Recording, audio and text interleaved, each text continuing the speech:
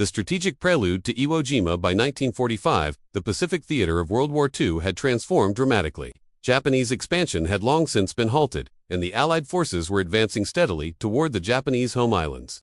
For 2 years, the U.S. Navy under Admiral Chester Nimitz had executed a meticulous island-hopping campaign, selectively capturing strategically significant islands while bypassing others, creating a network of forward bases designed to cut off Japanese supply lines and air defenses. Beginning in November 1943, with the capture of Tarawa, followed by the Marshall Islands in February 1944, and culminating in the Marianas Campaign in June, the Americans had demonstrated both the precision and brutality of their approach. Each victory, however, came at an enormous cost. The landings at Peleliu in September 1944 exemplified the horrifying price of island warfare, as Marines and soldiers confronted fanatical resistance, entrenched positions, and unforgiving terrain. The lessons learned in these campaigns would inform the planning for what many Americans understood as the ultimate challenge in the Pacific. Iwo Jima, despite its tiny size, only 7.2 kilometers long and between 0.8 and 4 kilometers wide, this volcanic island was identified as critical to U.S. operations. Its proximity to Tokyo, combined with its location between the Mariana Islands air bases and Japan, made it a vital staging point for B-29 bombers, escort fighters, and emergency search and rescue operations. Furthermore, because Iwo Jima was part of Tokyo Prefecture and sovereign Japanese soil, its capture carried not just operational but also symbolic significance. Us military planners anticipated that taking the island would deal a severe psychological blow to the Japanese populace and military leadership while securing a foothold that would facilitate continued air raids and potentially shorten the war in the Pacific. Japanese defenses and initial American landings to defend Iwo Jima. The Japanese had deployed the 21,000-strong 109th Infantry Division under Lieutenant General Tadamichi Kuribayashi, a commander who had carefully studied previous Pacific campaigns, particularly the Battle of Peleliu. Unlike earlier Japanese strategies that relied on holding beaches or conducting massed banzai charges, Kuribayashi implemented a defensive philosophy centered on attritional warfare, drawing U.S. forces into a calculated trap. The island's terrain was converted into a fortress of interlinked caves, tunnels, and fortified pillboxes that would exact a heavy toll on any attacker. Kuribayashi issued his famous courageous battle vows, directing each soldier to kill at least 10 invaders before falling, setting the stage for an unprecedented level of resistance. The American assault, codenamed Operation Detachment, was assigned to the D5th Amphibious Corps, including the 3rd, 4th, and 5th Marine Divisions, comprising roughly 100,000 men and supported by 700 ships. The pre-invasion bombardment began on February 16, 1945. But it lasted only 3 days, far shorter than the 10 days requested by Major General Harry Schmidt, commander of the IV Amphibious Corps. On D-Day, February 19, the Marines landed across 6 beaches at 9:00 a.m. The initial progress was hampered by natural obstacles, particularly a 4.5-meter-high volcanic ash terrace that prevented amphibious tractors from moving inland. Despite this, American bulldozers carved paths forward, only to be met by pre-sighted Japanese artillery and machine gun fire from Mount Suribachi and the quarry, the latter of which proved particularly lethal. By the end of the first day, only a third of the objectives had been captured, setting the tone for the grueling campaign that lay ahead. The Marines faced a uniquely deadly combination of harsh terrain, hidden fortifications, and a determined enemy, marking the beginning of a battle that would become emblematic of courage, endurance, and human suffering in the Pacific theater. The brutal reality of island warfare, the days following the initial landings revealed the grim realities of fighting on Iwo Jima. On February 20th, the Marines secured Airfield No. 1, but resistance elsewhere stiffened significantly. In the east, the quarry became a death trap, while Mount Suribachi's base was heavily reinforced with concrete emplacements, requiring painstaking efforts to isolate and neutralize. Kuribayashi's orders to his men emphasized the lethal commitment of each defender, framing every defensive position as a potential graveyard.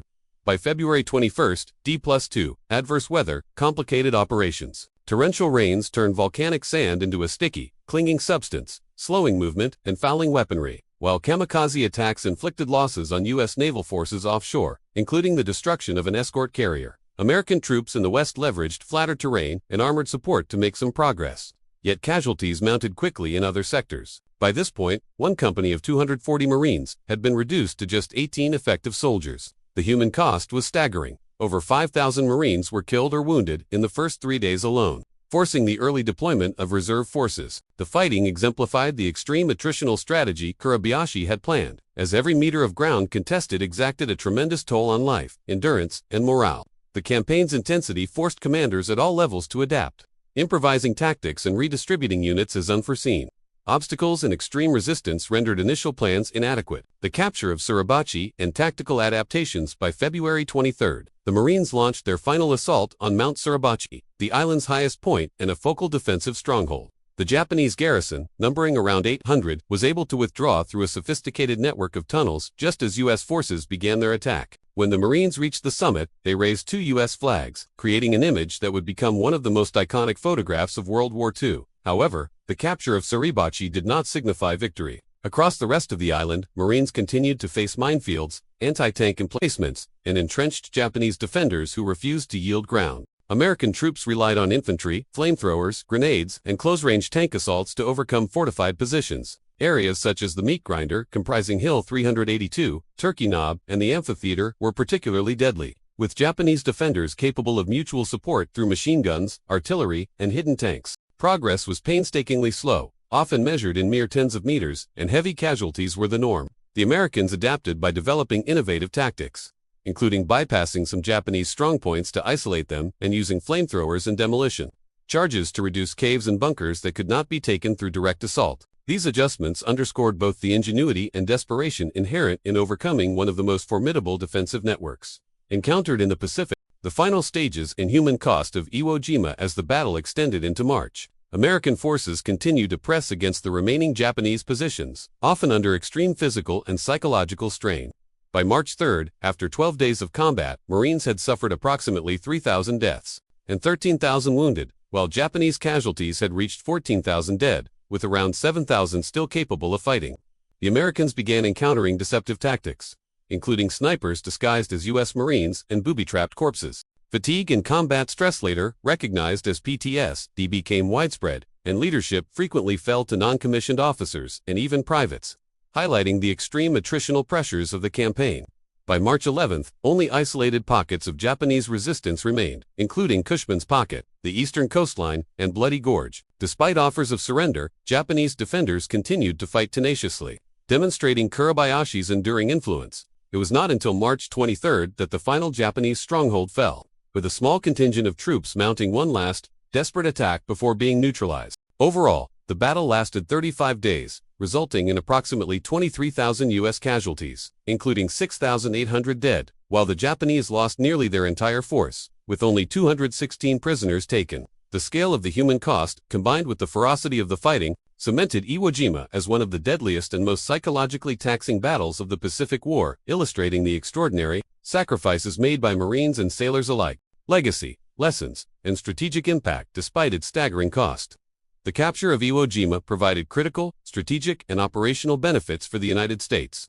Over the remaining months of the war, more than 2,200 B-29 bombers used the island for emergency landings, potentially saving as many as 24,000 American airmen. Yet, the battle's legacy remains controversial. U.S. military authorities would later debate its necessity, suggesting that the enormous cost in lives outweighed the immediate strategic gains. Nevertheless, Iwo Jima offered essential lessons in combined arms operations, amphibious assault tactics, and the challenges of fighting a determined, well-prepared enemy entrenched in fortifications. It also exposed the human dimensions of combat, from the psychological toll on soldiers to the extraordinary valor displayed under extreme conditions. Symbolically, the iconic flag raising atop Suribachi became a defining image of American perseverance and resolve. The courage, sacrifice, and endurance demonstrated during the 35-day struggle epitomized the broader Pacific campaign's intensity, serving as a stark reminder of the physical and mental costs of war. Iwo Jima, therefore, remains a crucial chapter in U.S. military history, a battle where strategy, adaptation, and human resilience intersected under the harshest of circumstances, forever shaping both the conduct of the Pacific War and the memory of those who fought there.